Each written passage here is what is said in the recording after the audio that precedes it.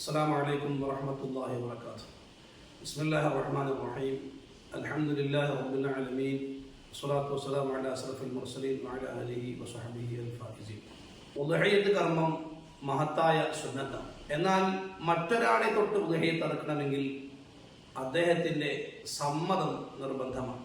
നമ്മുടെ ഇഷ്ടപ്പെട്ട ബന്ധുവോ മറ്റാരോ ആവട്ടെ, വേറെ ഒരാളെ തൊട്ട് ഉദ്ഹിയ്യത്ത് കർമ്മം നടത്തണമെങ്കിൽ അദ്ദേഹത്തിൻ്റെ സമ്മതം നിർബന്ധമാണ്. അത് ജീവിച്ചിരിക്കുന്ന വ്യക്തിയാണെങ്കിലും മരണപ്പെട്ടവരാണെങ്കിലും അങ്ങനെ തന്നെയാണ്. അപ്പോൾ ജീവിച്ചിരിക്കുന്ന ഒരാളുടെ സമ്മതമില്ലാതെ അദ്ദേഹത്തിൻ്റെ പേരിൽ ഉദ്ഹിയ്യത്ത് കർമ്മം നടത്താൻ പാടില്ല. നടത്തിയാൽ അത് ഉദ്ഹിയ്യത്തായി സ്വീകാര്യമാവുകയില്ല. അതുപോലെ തന്നെയാണ് മരണപ്പെട്ടവരുടെ പേരിൽ. മരണപ്പെട്ടവരാകുമ്പോൾ സമ്മതത്തിന് നിർവാഹമില്ല, കാരണം അദ്ദേഹം മരിച്ചുപോയി.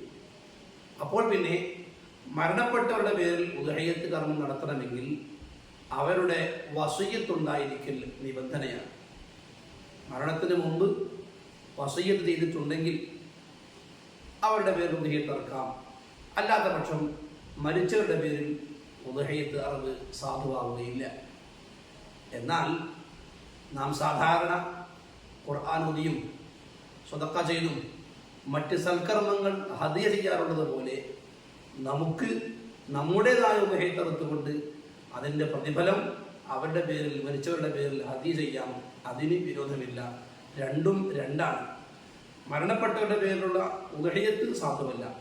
എന്നാൽ നാം എന്ത് പുണ്യകർമ്മം ചെയ്താലും അതിൻ്റെ സവാബ് അവരുടെ പേരിൽ ഹദിയ ചെയ്യുന്നത് പോലെ ഉദ്ഹിയ്യത്ത് കർമ്മത്തിൻ്റെയും ചെയ്യാം. ഇതാണ് മരിച്ചവരുമായി ബന്ധപ്പെട്ട ഉദ്ഹിയ്യത്തിൻ്റെ മസല.